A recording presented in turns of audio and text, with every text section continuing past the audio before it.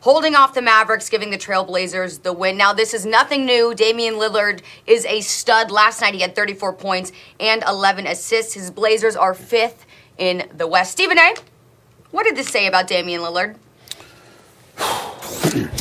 What it says is that we owe him an apology. And the number one person on that list would be me. I am a huge fan of Damian Lillard, Dame Time. I believe in it. I always have.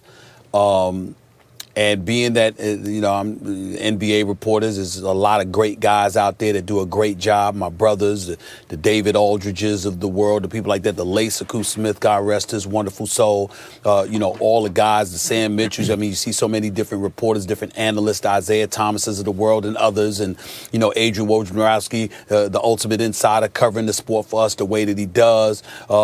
Just all of my boys, Vincent and the crew, everybody, that we all cover the NBA, Chris Haynes and others, Marcus Spears, love all of them. We all know how great Damian Lillard is. We just don't talk about it enough. And we don't talk about it so much that we have taken this man for granted. And as a result, we find ourselves in a situation where it's LeBron, it's Joel Embiid, it's even Steph Curry that's in the conversation now, et cetera, et cetera.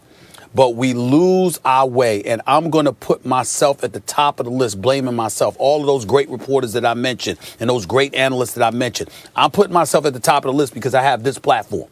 I have First Take 2 hours every day, and I got Stephen A's World, and I got NBA with Stephen A, and all of this other stuff. And I haven't talked about Damian Lillard enough. Number one in the NBA since 2012 with clutch points. Clutch points. Last 5 seconds of the game. Don't get me started with the last 5 minutes. Don't get me started with Dame Time. Don't get me started with him averaging 29 and how he's been doing that for the last 3, 4, 5 years. All right? And he's got Portland 5th in the West, and there's no C.J. McCollum who's missed game. No Nurse, no Jurkic. It doesn't matter. I don't even know who the hell. It doesn't matter. Doesn't matter. This brother, Damian Lillard, tell me, and it's a rhetorical question, but I challenge anybody out there to tell me who strikes more fear in you when crunch time arrives than the ball being in his hands. I've called Steph Curry the greatest shooter God ever created. Let me tell you something. Steph Curry ain't being Damian Lillard when it comes crunch time. When it comes down to clutch points. This brother is just on another level. And on behalf of all the great NBA reporters, all the great aficionados, all the great analysts, on behalf of everyone, I will put myself at the top of the list. I apologize. It's my fault. Because this brother, Damian Lillard, has been ignored for far too long. He is the real deal. And he does it time and time and time again, and we don't talk about him enough. Well, it's going to stop today. He's on that damn MVP list. He's on that MVP list right now. And I will not make that mistake again. I apologize. It's my fault. We're going to talk about this man moving ahead because what he's doing and what he has been doing is ridiculous. And oh, by the way, he signed a contract, Max Kellerman, for $250 million. And still doing it. And we still ignored them. Highest paid due. It's also ridiculous. Rhyme, by the way. Damian Lillard can rhyme. Look, Damian Lillard is revered in the basketball world. There's a cult of people in the NBA who revere Damian Lillard. The people who cover him, the fans. Everyone knows he's probably the most clutch player in the game. Take it for granted. But we don't talk about it enough. I can't sit here. You may feel like you need to apologize. We don't talk about him as much as some of the other guys. That's what I'm saying. But there is good reason for that. One, he has not made a lot of deep playoff runs. Those are the people who get talked about. The more deep playoff runs you make, the more of a national figure you are. Two, he's up in the Pacific Northwest. It's not exactly a media hub compared to LA or New York or a sexy destination like Miami or something like that. And three, Stephen A., he is in the MVP conversation in the sense that the preseason favorite, Luka Doncic, right? He was my favorite a lot. I think he was slightly favored to win the whole thing before MVP, before the season started. And Luka's right now ranked about 10th. He was dueling with Lillard last night. Lillard got the best of it, right? Lillard hit the go-ahead shot. Doncic missed the shot that would have saved his team. And yet, most people have Damian Lillard ahead of Luka right now in the MVP race. You know, the reason he's not talked about even more is if I said to you, is he top 2 MVP? No. It's LeBron or Embiid right now. You know, if you want to bring up someone else, it's KD, maybe Jokic after that. You know, you can get to some. Is it Steph or Lillard? In other words, it's kind of like the All-Star game thing where, oh, that guy was snubbed. Well, if he's snubbed, you got to tell me who should be off the team to put him on.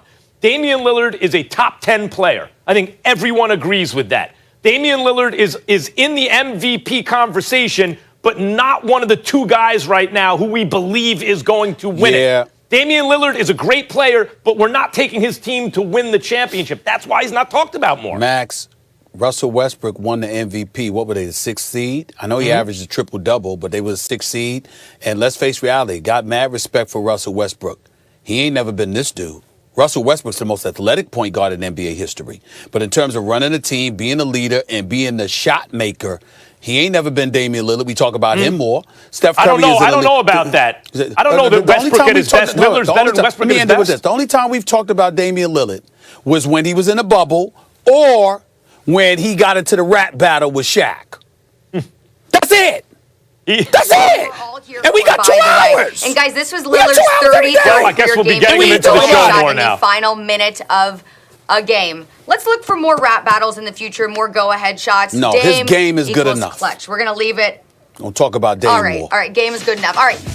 Kuzma both are receiving warnings for their theatrics violating the NBA's anti-flopping rule in the Lakers' win over the Grizzlies on Friday. Now, James and Kuzma, just the 6th and 7th players to be given warnings and be reprimanded by the league this season. And of course, we all know this is not the first time we have heard LeBron James and flopping used in the same sentence. So, Max, I ask you, is it fair to label LeBron as a flopper? And I ask you, is this a trick question? Of course LeBron's a flopper. Of course he's a flopper. Yes, he is. And he was not the first star who tries to get calls. And it's not on the offense, like it's on the defensive end too, of course. Like Dennis Rodman or Draymond Green, guys who put a lot of effort into the defensive end, are they trying to get calls on the offensive player? Of course they are. Is James Harden trying to get calls on the defensive player? Of course he is. LeBron plays both ends of the floor. He's trying to get calls in both places. And partly it's because, of course, like Shaq in a way, you know, LeBron is often compared, I call him, you know, Michael Jordan and Magic Johnson had a baby. He has attributes of Jordan and Magic rolled into one, and he's compared to Jordan and Kobe as these great wing players. But in another way, to me, he belongs in a category with Wilt Chamberlain and Shaquille O'Neal. Unstoppable physical forces, right? And Shaq used to get hacked. And refs at times would look the other way because it's like, well, how they can't even play the game because what else are you going to do to this guy? And so LeBron has some of that going on too.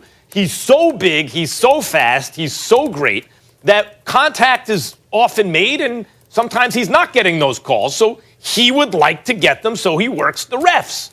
Yes, he's a flopper. And by the way, the league is right. Also, you don't want Stephen A. to get into a situation like soccer because already, as we saw from the video, they're just phantom moves where nothing just happened and you're acting like a villain from the old Adam West Batman show, right? Pow, zam, but nothing's landing.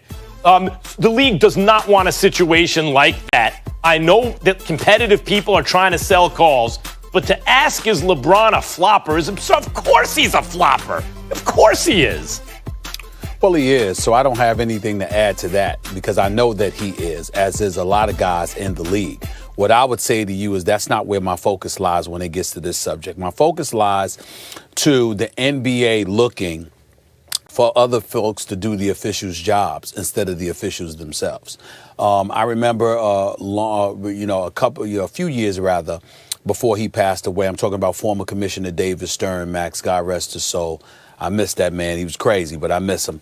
And I tell you this, we were having a conversation and he was complaining in his office. He'd bring me into his office, had a Pepsi Max, and we're sitting there in his office. He give me my Pepsi. He kicks up his feet. He's like, I'm just tired of it. I'm disgusted with it. I mean, all of this acting, these histrionics. I mean, why don't they go to Hollywood, for crying out loud? Go to Tinseltown. Just go. It's ridiculous. It's not the NBA. I'm sick of it.